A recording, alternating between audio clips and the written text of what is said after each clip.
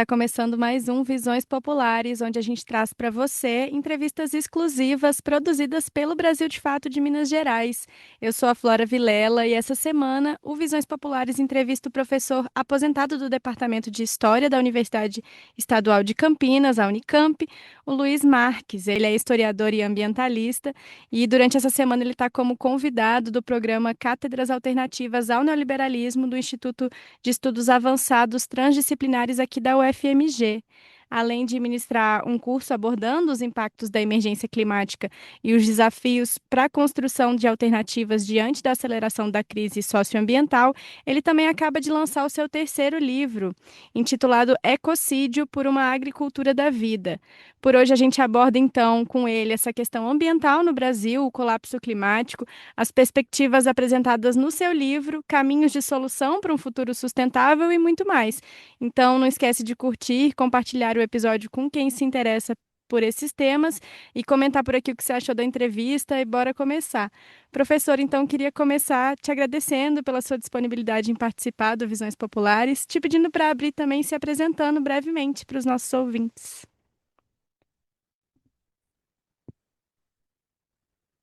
Então, obrigado, Flora, por esse convite, que muito me agrada e muito me honra. Meu nome, então, é Luiz Marques, eu sou um professor aposentado do Departamento de História da Unicamp, Universidade Estadual de Campinas, em São Paulo. E, bom, desde a minha vida profissional, em geral, foi dedicada a questões de pesquisa em história da arte, mas ao longo dos últimos 15 anos, mais ou menos, eu tenho me ocupado, basicamente, profissionalmente, de questões voltadas ou relacionadas à crise ambiental que nós estamos atravessando. E é com esse objetivo que nós estamos aqui conversando hoje. Perfeito, professor. Então, como você trouxe, né, a sua trajetória acadêmica começou na história da arte, e depois que você se enveredou por esse lugar de investigação das relações entre o capitalismo e a crise ecológica.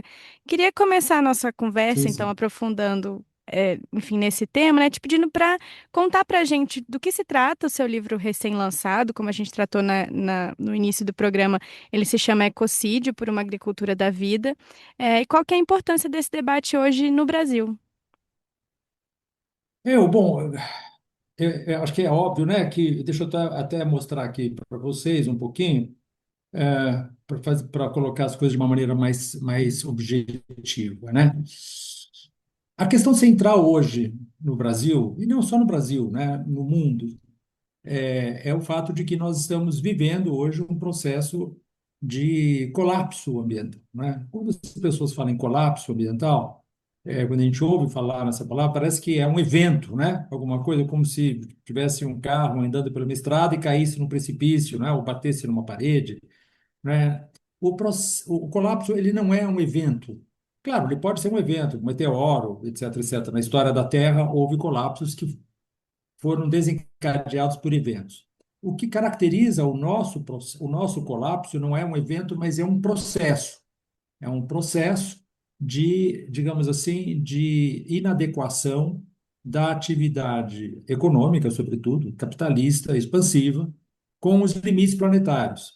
Então, evidentemente, um limite, no caso em questão, não é uma barreira, não é alguma coisa contra a qual nós nos chocamos ou um abismo no qual nós caímos. É um processo de desconformidade, né, de inadequação entre um certo sistema econômico que, por definição, é expansivo, em um planeta que não é expansivo, é um planeta que tem limites, né? Então, à medida que nós nos aproximamos desse limite ou ultrapassamos esse limite, nós arcamos com consequências cada vez mais graves. É o caso, por exemplo, dos grandes dossiês, digamos assim, de que se ocupa a crise ambiental, né? O primeiro dossiê, evidentemente, é a questão climática, né? Nós estamos hoje num mundo que está evoluindo muito rapidamente em direção a temperaturas médias que nunca foram experimentadas na Terra durante os últimos 2,5 milhões de anos, ou seja, o famoso período quaternário, né? E vamos levar em consideração, vamos lembrar que a nossa espécie tem 350, 400 mil anos no máximo. Então, nós nunca vivemos num mundo por exemplo, 2 graus Celsius mais quente do que o período pré-industrial, né? Esse período pré-industrial é convencionalmente chamado dos anos 1850 e 1900. Não é bem pré-industrial, mas é a começo. Então, nós nunca vivemos esse planeta a 2 graus Celsius na média, mais quente do que esse período pré-industrial, e nós vamos chegar nesse limite de 2 graus Celsius no próximo decênio. Então, os problemas que nós estamos enfrentando de adaptação, os impactos que esse aquecimento já ocorrido de em torno de 1,5 graus Celsius já está ocasionando no planeta, são enormes. E a cada décimo de grau que o aquecimento aumenta, esses impactos não aumentam proporcionalmente, eles aumentam muito mais do que proporcionalmente, né? Então, a passagem de 1,4 para 1,5 causou enormes problemas. De 1,5 para 1,6 vai causar problemas muito maiores. É isso que a gente precisa entender, né? Segunda questão é a questão da aceleração. Ou seja, nós estamos caminhando para esses 2 graus Celsius e depois para alguma coisa além de 2 graus Celsius, porque não vamos parar em 2 graus Celsius. É, é muito mais rápido do que todo o processo que nos levou até agora a chegarmos a 1,2 graus Celsius, 3, 4, 5 e assim por diante. Basicamente, demoramos um século para sairmos do 0 grau, digamos assim, ou seja, o período pré-industrial, até atingirmos 1 grau, em 2015, né? Agora estamos em 2027, vamos já para, veja, 2015 a 2027, nós vamos provavelmente já chegar em 1,7 graus Celsius por causa do El Niño. Mas depois que o El Niño passar, não é que vai voltar a uma temperatura anterior ao El Niño. Vai voltar um pouco, mas sempre superior àquela que era antes do El Niño. Então, esse é o primeiro problema, que é o problema do clima. O segundo problema é o problema da biodiversidade. Estamos perdendo espécies, né? Nós estamos causando extinções de espécies em massa, né? Os cientistas falam, perdemos até 200 espécies por dia, parece inacreditável isso, né? 200 espécies por dia. É alguma coisa que parece quase que uma ficção, mas é isso que nós estamos claramente. Essas são as estimativas científicas, né? O terceiro, e nós não podemos viver sem a biodiversidade. Os homens estão enganados, achando que o planeta é deles, né? Os humanos acham que o planeta é dele. Não é, o planeta não é nosso, o planeta é a biosfera, né? Ela é uma rede da qual nós fazemos parte, da qual nós dependemos, inclusive existencialmente. Vou dar só um exemplo. Todo mundo precisa ingerir vitamina C, né? Senão a gente morre de escorbuto. Nós sabemos isso. Os marinheiros lá no século XVI morriam exatamente porque não tinham acesso à vitamina C, né? Então, precisamos ter vitamina C e nós não fabricamos vitamina C, nós temos que ingerir vitamina C de alimentos. 90% dessa vitamina C que nós precisamos ingerir para não morrer provém de plantas com flores. E para que elas se reproduzam, elas precisam ser polinizadas. E quem as poliniza são os insetos, alguns vertebrados também, os morcegos, etc., mas basicamente os insetos e as abelhas, acima de tudo. Outras formas de insetos também, mas as abelhas são as mais eficientes, digamos assim, nessa polinização. Ora, as abelhas estão acabando com os agrotóxicos, né? Então, nós estamos criando um modo de produção de alimentos, que, aliás, nem alimento mais pode ser chamado, porque, na verdade, é simplesmente uma commodity para exportação, completamente envenenada, né, por agrotóxicos que não nos matam ainda, ou não nos matam imediatamente, porque a nossa massa corpórea é maior do que de um inseto, mas nos envenena, nos adoece, e ela é cumulativa, portanto, elas estão criando cada vez mais um adoecimento, uma intoxicação dos organismos, e estão matando aqueles organismos, por exemplo, os insetos polinizadores, das quais nós dependemos para existir. E os insetos não é apenas nós, né? Os insetos estão na base da pirâmide alimentar. Então, deles se alimentam os pássaros, se alimentam os peixes, as aves, ou vários mamíferos ou mesmo outros vertebrados. Sem esses insetos, eles morrem também. E aí nós temos uma reação em cadeia, da qual nós estamos nessa cadeia, não é, de extinção. Então, essa questão da biodiversidade é muito importante também. E o terceiro elemento que eu acho que a gente tem que privilegiar como um problema ambiental, é o problema da poluição, né? O problema da poluição é a poluição industrial, não é só aquela poluição antiga que era da água intoxicada, né, por dejetos humanos, apenas não havia uma infraestrutura sanitária, então a gente acabava tomando uma água que era contaminada, com bactérias, etc. Claro, isso continua sendo, mas emergiu agora uma outra forma de intoxicação, que é a intoxicação químico-industrial, né? E há uma coisa, vamos dizer, vamos falar, né, números um pouquinho assim assustadores, mas nós estamos falando de 360 mil substâncias químicas que estão no mercado hoje, químicas industriais, estão no mercado hoje, né? E que da qual nós não conhecemos quais são os efeitos, quais são os impactos. No centro disso, vamos dizer assim, a ponta do iceberg, né, aquilo que é mais visível, são os plásticos, né? Nós temos plásticos hoje, microplásticos ou nanoplásticos, pequenas partículas de plástico, algumas delas invisíveis, já de tão pequenas, são os nanoplásticos, que estão inclusive no nosso cérebro, no nosso córtex frontal, que estão em todas as partes do nosso corpo, né? Estão na placenta das mulheres, estão na circulação sanguínea, estão no leite materno, né? Então, os cientistas falam uma frase que me deixa muito impressionado, que eles dizem o seguinte: nós não encontramos plástico nos organismos apenas onde nós ainda não procuramos, né? Onde eles procuraram, eles acharam, né? Então, é claro, é evidente que os organismos biológicos, entre os quais os nossos, eles não evoluíram para viver com plástico nos seus organismos, que são o quê? Não só são corpos estranhos, mas são com corpos que são portadores de toxinas, porque em torno deles se grudam, digamos assim, vários micro-organismos que nós ingerimos com esses plásticos, né? Então, eles não são biodegradáveis, eles ficam no nosso corpo, não se sabe quanto, mas são da ordem de centenas ou milhares de anos, né? E então nós estamos com esses três grandes dossiês, digamos assim, né? A questão do clima, para recapitular, a questão da biodiversidade, a questão da poluição químico-industrial, né? E esses três, eles não são três prateleiras, né, que não se relacionam entre eles são interdependentes, eles agem em sinergia, né? Então, nós estamos criando um mundo no qual o comportamento do sistema Terra começa a ficar cada vez mais hostil a vida que nele se desenvolveu, a vida tal como nós conhecemos ao longo dos últimos milênios, ou mesmo de centenas de milhares de anos.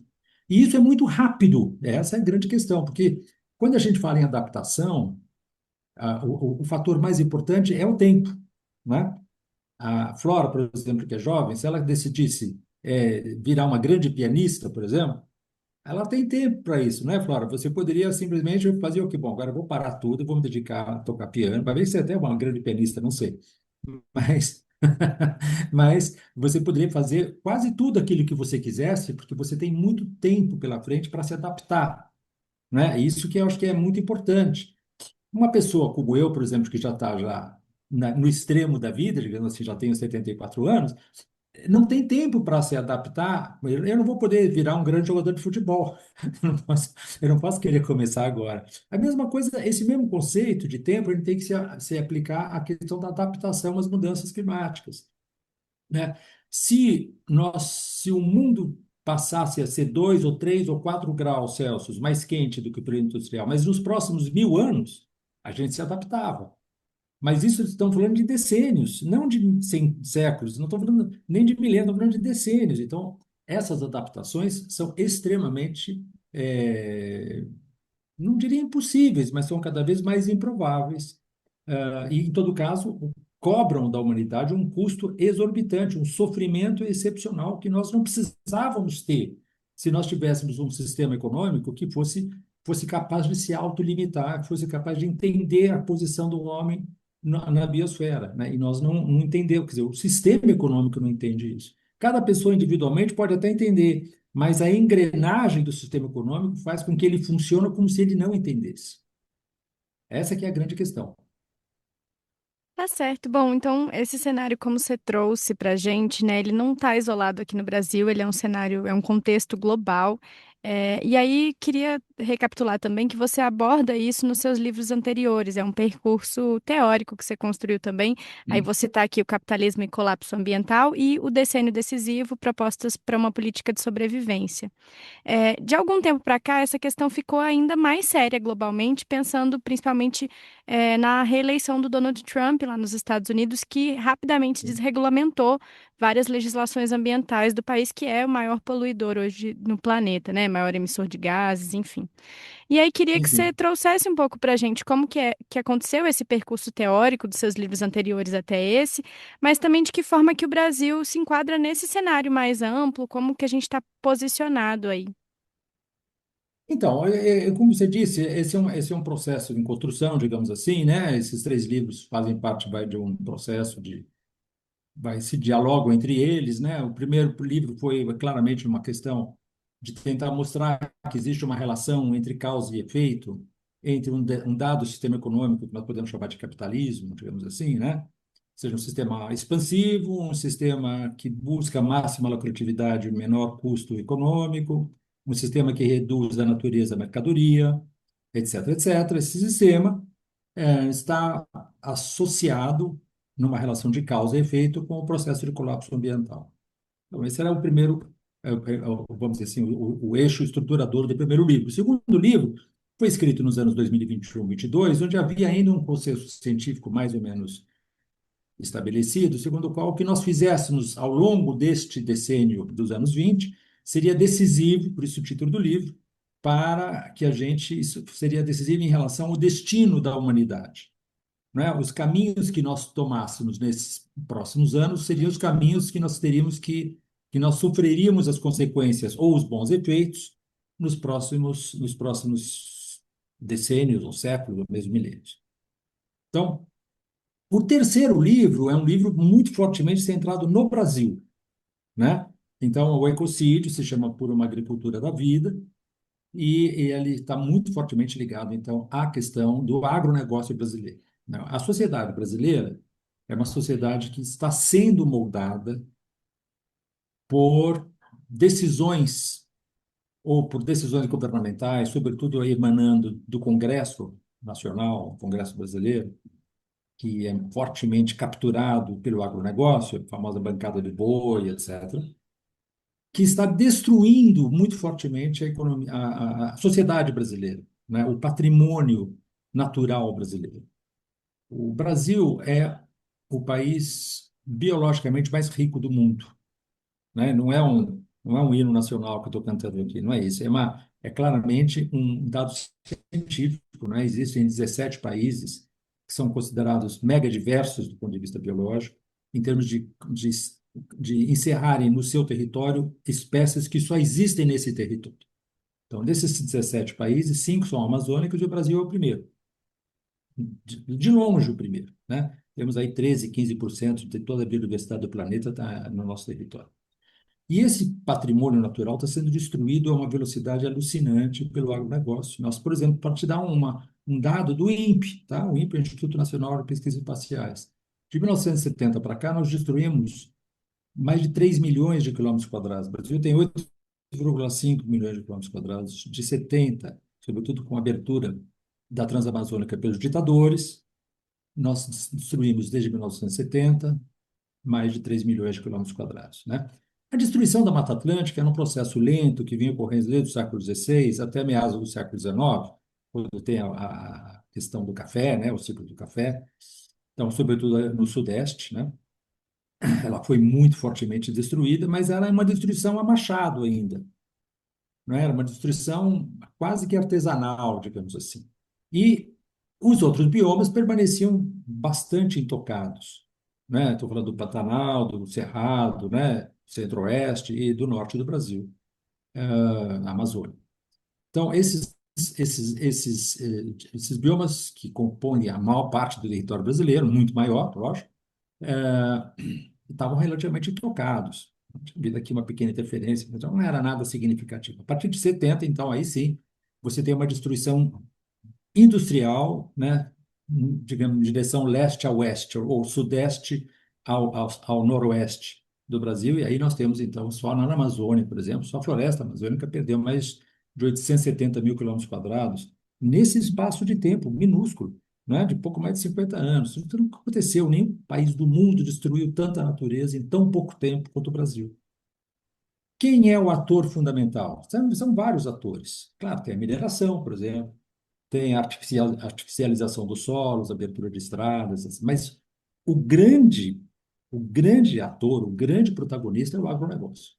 Um dado que mostra isso acima de qualquer outro é que 90% da destruição da Amazônia teve por objetivo primeiro a abertura de pastagem.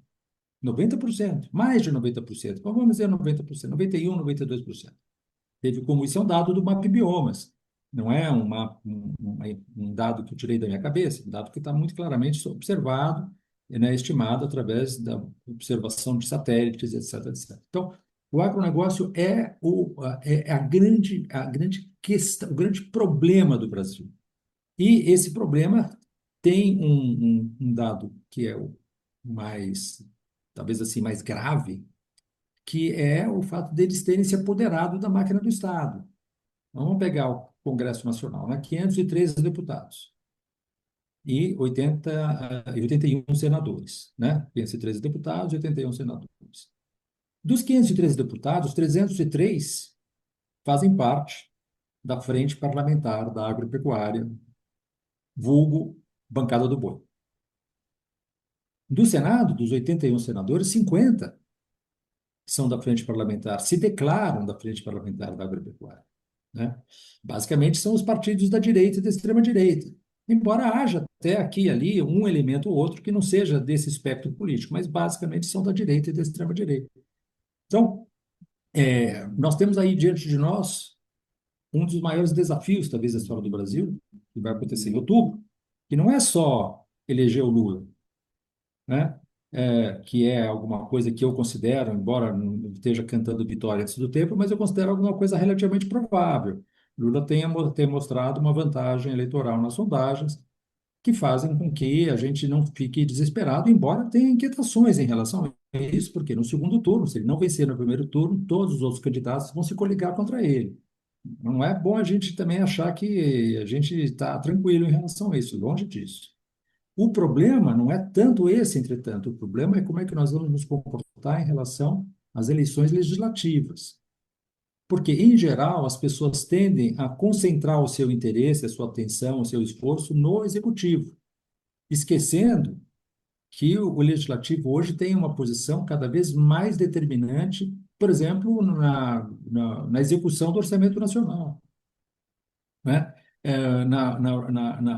Na legislação de leis que destroem as bases biofísicas da viabilidade do Brasil, não é? Acabando, por exemplo, com o licenciamento, acabando com todo tipo de controle que o Poder Executivo e o Judiciário teriam para conter o desmatamento, por exemplo, os incêndios. 99% dos incêndios no Brasil são ateados pelo agronegócio. Isso também não é um dado que eu tirei da minha cabeça, isso é um dado que é claramente estabelecido. Só para dar um exemplo para você, em 2020, houve um incêndio absolutamente gigantesco no Pantanal, destruiu mais de 40% da área do Pantanal, e a Polícia Federal sabe que esse fogo foi ateado por 4 fazendeiros. Satélites mostram que o fogo surgiu simultaneamente nessas 4 fazendas e os funcionários desses fazendeiros receberam instruções para retirar o gado da fazenda deles nos dias anteriores. Então, não precisa mais provas do que isso, tem prova visual, né, desse crime. Não sei o que aconteceu com esses 4 fazendeiros, mas nós sabemos isso. Teve o Dia do Fogo em 2019, né? Foi claramente estabelecido ali no Pará, etc, etc. Então, esses incêndios, e aconteceu isso em 2024, no estado de São Paulo também, a queima das canaviais, etc, etc. Então, claro que você tem aí um grande problema, e esse problema tem que ser enfrentado com muita preocupação pelos brasileiros, que é como nós mudarmos o perfil do Congresso Nacional agora em outubro. Não é fácil. Por que não é fácil? Óbvio. Porque a grande base eleitoral desses deputados está nas prefeituras dos estados, onde eles têm um poder político gigantesco. Então, é muito difícil a gente conseguir chegar esse alerta, essa advertência, esses dados, no eleitorado que está totalmente sob a cúpula, digamos assim, do controle desses poderes locais e também da publicidade, o agro é pop, a Globo, né?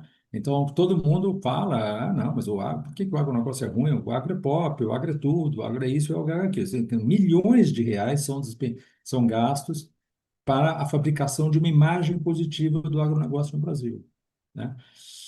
Como é que a gente vai se contrapor a isso? Eu gostaria muito de saber de você, Flora. Não queria eu te entrevistar e não você me entrevistar, porque eu tenho muita dificuldade de realmente elaborar, e acho que não é eu, todo mundo, nós todos temos uma grande dificuldade de como tornar real um processo de conscientização da sociedade brasileira sobre este problema que é uma ameaça existencial à sociedade brasileira. Se nós destruirmos a Amazônia, não tem água aqui, não tem água aqui em Minas Gerais, não tem água em São Paulo, não tem água em lugar nenhum, certo? Então, nós dependemos como sociedade da Amazônia e nós estamos destruindo a Amazônia. Nós não, eles estão destruindo a Amazônia. Pois é, então, professor. E aí, aprofundando um pouco nesse debate, acho que você já trouxe um pouco, mas diferente, mesmo aqueles que, diferente do Trump, reconhecem que essas projeções científicas sobre a catástrofe climática estão corretas e que, de fato, é uma coisa a se preocupar, existe um argumento comum de que o agronegócio é um motor econômico para o nosso país, ou ainda que ele produz alimentos para o Brasil e para o mundo, e que, portanto, ele seria fundamental e valeria os danos que ele causa. Queria que você aprofundasse para a gente. Para além disso, também tem gente que defende a possibilidade dele se tornar um modelo sustentável, ou que o agro é tech, é pop, é tudo, e, portanto, ele já está se tornando um modelo econômico sustentável, enfim, tudo nessa campanha de publicidade muito grande que você, inclusive, citou. Queria que você trouxesse se você acredita que exista ou que é possível existir um agronegócio na maneira como ele é hoje, sustentável, e, para além disso, se de alguma forma se sustenta esse discurso de que vale os custos porque ele é muito importante economicamente ou porque ele é muito importante nesse sentido alimentar para o Brasil e para o mundo. Não, tudo isso é um ledo engano, né? É um ledo engano, claro que a força de você repetir uma mentira, as pessoas acabam acreditando, né? Mas veja, em primeiro lugar, o agronegócio não produz alimentos. O agronegócio produz commodities. Commodity é uma coisa que não tem nada a ver com aquela comida que você comeu hoje na hora do almoço. A commodity é uma mercadoria cujo preço é estabelecido na Bolsa de Valores de Mercadorias e Futuros de Chicago, e ele é basicamente voltado, não exclusivamente, mas majoritariamente voltado para o mercado externo. Tá? Então, quando o brasileiro fala que o agronegócio põe a nossa comida na mesa, ele está enganado. Tá? Literalmente, quem põe a comida no nosso prato, na nossa mesa, é a agricultura familiar e é um modelo de agricultura que tem como seu exemplo melhor o MST. Por que que o MST é o exemplo melhor? Porque ele é uma atividade que produz alimentos, que produz cooperativamente esses alimentos, então ele gera prosperidade para o produtor, para o trabalhador rural, não para o dono de uma fazenda, mas para o trabalhador rural. Ele gera prosperidade para o consumidor também, por quê? Porque essa alimentação está próxima do consumidor. E como ela está próxima do consumidor, ela é muito mais barata. E ela é capaz, portanto, de chegar ao prato do brasileiro sem a intervenção necessária dos grandes conglomerados dos supermercados, etc., etc., que só encarecem o produto. Além disso, o MST ele produz comida sem agrotóxicos. O agronegócio está condenado a produzir comidas com agrotóxicos por uma razão muito simples, porque ele faz monocultura de grandes extensões. E quando você faz uma monocultura de grande extensão, o que que você é obrigado a fazer? Fazer uma seleção genética daquele produto, para fazer com que ele seja o mais rentável possível e ele resista mais aos patógenos. Então, você faz uma seleção do mais produtivo. Quando o patógeno, quando o bichinho, a bactéria, o inseto, o fungo, etc., atinge aquele produto, ele destrói, porque houve uma homogeneização genética daquilo. Para que isso não ocorra, o que ele é obrigado a fazer, o agronegócio? a envenenar, a colocar agrotóxico. E tem uma dinâmica nessa engrenagem que faz com que a natureza seja definitivamente a vencedora. E você joga um agronegócio, você joga um agrotóxico ali, mata muitos organismos que aqueles que você quer matar. Além disso, você mata, é uma metralhadora giratória, você mata tudo. Só que sobra alguns, né? Claro, porque como existe uma certa variedade genética nos organismos, nos bactérias, nos insetos, né? Alguns são imunes. O que que acontece? Esses imunes, eles falam, oba, a vida está para mim, tá certo? Como eu sou imune a isso aí, eu vou me reproduzir enormemente, porque não tem mais concorrência com os outros. Então, eles vão se reproduzir muito. Qual é a consequência disso? Você tem que jogar mais agrotóxicos. Só que alguns vão ficar. Você nunca consegue limitar o agrotóxico, você não consegue erradicar completamente a espécie que ele quer atingir. Nunca. Não existe isso. A não ser que você jogue uma bomba de napalm e também você destruiu tudo. Aí é outra coisa. Né? Você destruiu também a tua plantação. Aí não tem, mas para você conseguir fazer com que a tua plantação, que a tua monocultura exista, você precisa colocar sempre mais agrotóxico. Até o ponto em que isso aí, claramente, esteriliza os solos, adoece os organismos, etc, etc. Então, você tem. Tanto é que, por exemplo, a Europa, ela proíbe agrotóxicos que ela produz, mas vende para o Brasil, né? Isso é uma das facetas da hipocrisia europeia, né? Porque tem uma legislação protetora lá dos europeus, mas eles vendem para nós, porque a nossa legislação é totalmente permissiva em relação a isso. E por que que ela é permissiva? Mais uma vez, por causa dos lobbies do agronegócio. Então, o agronegócio pode até você dizer o seguinte, o agronegócio ele tem uma certa contribuição à balança de comercial do Brasil. Pode ser, mas o brasileiro não vive da balança comercial. Isso é um mito criado pelo economista. Você abre lá o jornal Folha de São Paulo, Valor, Estadão, né? Eles falam tudo isso aí, a nossa balança de... alguma vez você cruzou com a balança comercial no seu dia a dia? Não, você cruzou com as suas necessidades básicas, fundamentais, de se alimentar, de beber água pura, de respirar um ar puro. É isso que a sociedade... Então, criou-se essa superestrutura mitológica da que a economia tem leis e que nós todos temos que nos curvar a essas leis, senão as consequências serão terríveis. Não, não existe isso. Existem leis da física, existem leis da química, e existem leis da biologia. Não existem leis criadas pela Faculdade de Economia da Universidade de São Paulo, nem da Universidade Federal de Minas Gerais, nem da Universidade de Chicago. Isso é tudo blá, blá, blá. O que importa para nós é a nossa relação com o mundo em que vivemos, e não com as teorias econômicas, sei lá, feitas por quem, que em geral são a serviço daqueles que estão ganhando dinheiro, né? Então, a gente tem que acabar com esse mito de que o agronegócio é necessário e é inevitável. Não, ele é desnecessário, ele é evitável e ele é extremamente nocivo para os humanos e para os não humanos, para as formas de vida das quais nós precisamos para viver, né? O resto é propaganda. Perfeito, professor. E aí, então, pensando um pouco nas consequências disso, né? A crise climática, ela já é uma realidade, infelizmente, esse colapso, né? Que é sentida muito no nosso Uhum, cotidiano. A gente tem assistido a chuvas que causam enchentes ou deslizamentos arrasadores. A gente viu isso recentemente aqui em Minas, em Juiz de Fora. Enfim, com chuvas nunca antes vistas, que detonaram a cidade toda. Ou então incêndios florestais, você citou alguns exemplos provocados, mas que acabam saindo do uhum. controle, né? Ondas de calor, secas Isso. muito severas, enfim. São vários exemplos que a gente já vivencia aqui e no restante do mundo. E aí, vários países têm se estruturado para providenciar medidas de mitigação e adaptação, entendendo que esse cenário é de difícil reversão e mais ainda a curto prazo, então que ele demoraria muito tempo. E aí, queria entender, na sua opinião, como que o Brasil tem lidado com essa demanda, o que que a gente precisa fazer para ontem, no sentido de se prevenir para o cenário que está mais provavelmente posto.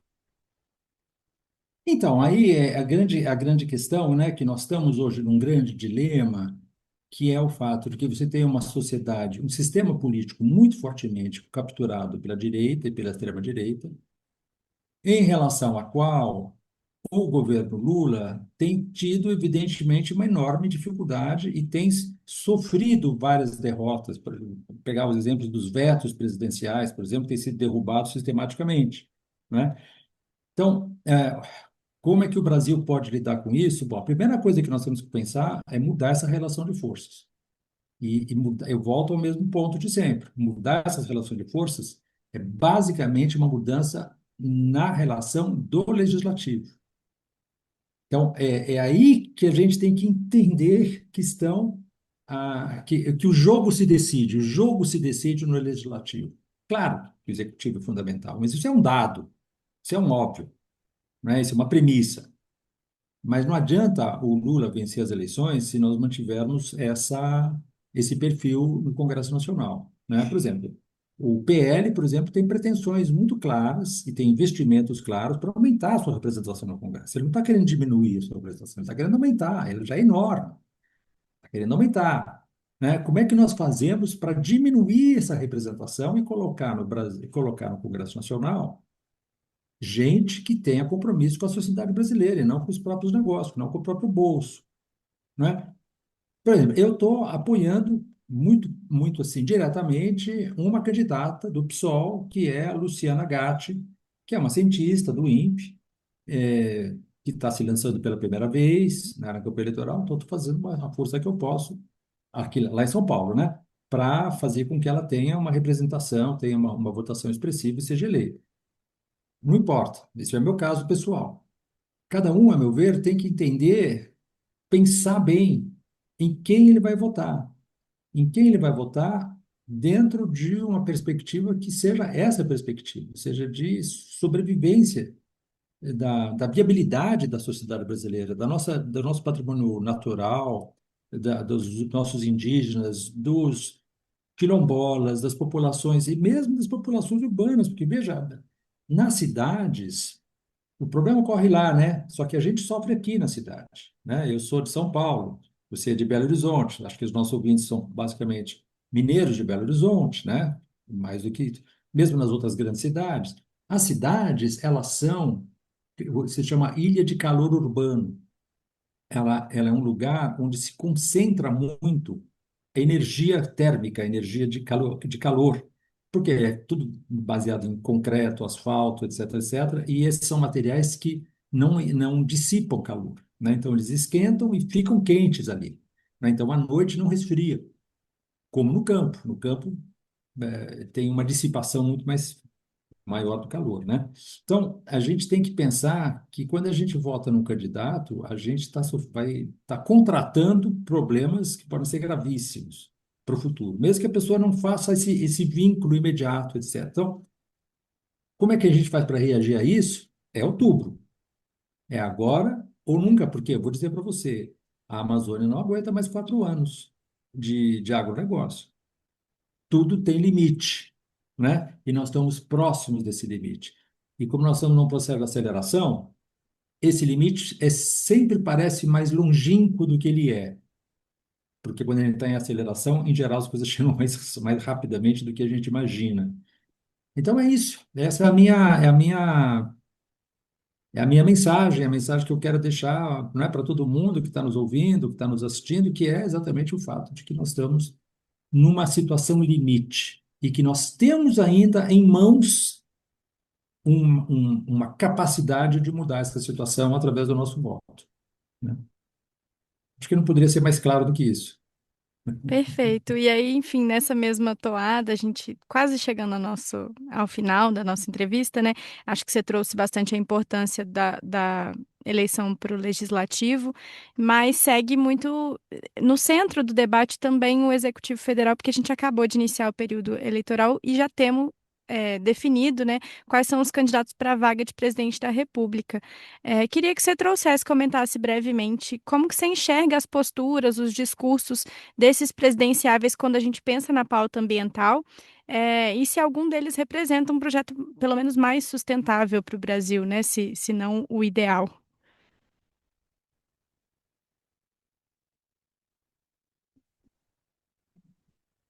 Muito mais fácil de responder, né? Porque embora a gente possa ter muitas críticas, né, à candidatura do Lula, a candidatura dos opositores é destrutiva ao máximo, né? É terrivelmente destrutiva.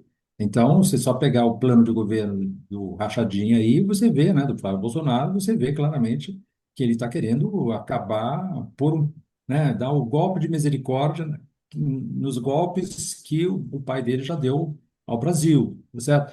E o Caiado, a mesma coisa, tá certo? O Zema, aqui em Minas Gerais, né, candidato também, mesma coisa. Vamos pensar na folha de serviços prestadas por esses candidatos. Vamos ver, pôr na balança o que eles fizeram pela conservação do patrimônio nacional, em termos naturais, as nossas florestas, as nossas capacidades, as nossas águas, né, a nossa capacidade de gestão dos bens públicos. Vou pôr o que eles fizeram de bom e o que eles fizeram de ruim, né? Na balança do bom, não sei se tem alguma coisa para pôr, não, né? Muito pelo contrário.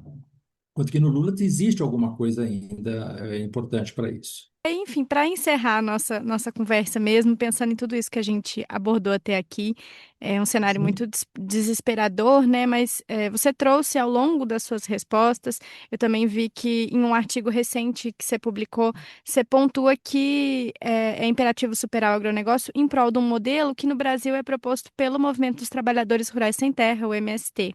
Você já trouxe um pouco disso?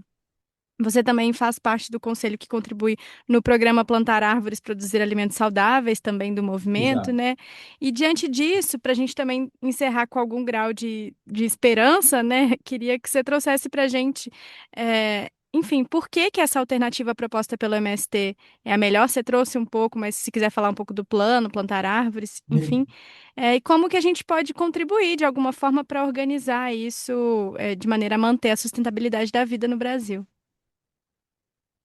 Então, eu acho que o MST é um movimento popular o mais importante, dos últimos 50 anos no Brasil. O MST tem já 42 anos, né? Acho que nenhum grande movimento popular em escala nacional tem essa trajetória, né? Tem essa trajetória de vitórias, de resistência, como o MST.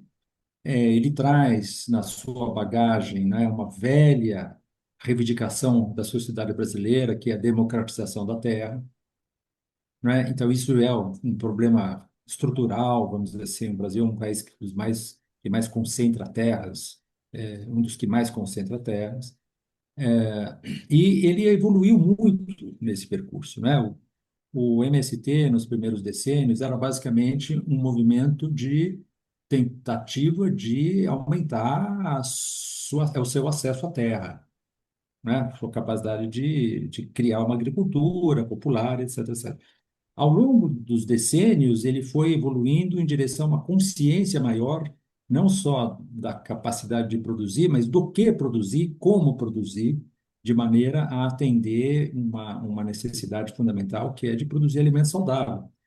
Essa ideia de produzir alimento saudável não estava na origem, né, da pauta do PT, perdão, do MST. Ela estava claramente, ela foi sendo adquirida à medida que foi se evidenciando para os trabalhadores sem terra a necessidade de você reagir a um processo de degradação, inclusive dos solos, da capacidade de agricultura, etc., dos agrotóxicos, etc. Então, eu acho que o MST hoje encarna um modelo de agricultura que é talvez um dos melhores modelos do mundo. E, contrariamente a isso, no outro lado, né, da nossa trincheira, você tem o agronegócio que encarna o pior modelo de produção de commodities agrícolas ou agropecuárias do mundo, né? Que tem na cidade o seu equivalente é a especulação imobiliária, é a destruição do patrimônio urbano para você criar a verticalização aí, acabar com os parques públicos, etc., e ganhar dinheiro hoje e agora o máximo que você puder, né? Então, acho que a gente tem dois grandes problemas no campo. Você tem esse problema do agronegócio, e aí, claramente, você tem um sistema de produção de alimentos que é que atende a todas as necessidades do Brasil, que é o MST, né? E na cidade você tem que ter uma organização urbana capaz de criar uma cidade onde tenha mobilidade democrática, onde tenha capacidade de atender o déficit habitacional, onde tenha a possibilidade de você criar água pura, você ter água pura, que são condições de vida que são aquelas que a vida urbana necessita, né? Então é isso. Nós temos a questão mais clara é assim: nós todos sabemos o que é preciso fazer. Não precisa ter grandes elucubrações. O problema é encontrar o modo de fazer, encontrar a viabilidade, o caminho político para que a gente consiga chegar onde nós sabemos que nós temos que chegar. Não cabe nem a você nem a mim apenas, cabe a todos nós, né? Cabe a todos nós fazer um esforço conjugado de debate político, de esclarecimento.